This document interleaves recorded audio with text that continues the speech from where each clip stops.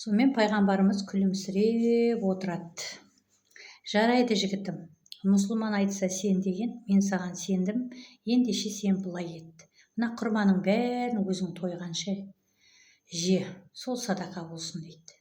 Жігіттің қуаныштан жүрегі жарылып шақ қалады ғой. Содан ол тура сол жерде тәтті құрманды жарылғанша жейді.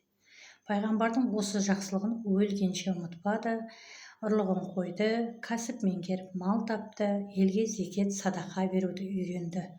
Енді бұл жерде біздің алар үлгіміз өте көп. Ол деген қазір мысалы желілік осы жүйелік маркетинг, осы Инстаграм, тикток, ютуб парақша желілерінде бір-бірімізді сынап, қаралап жатамыз ғой.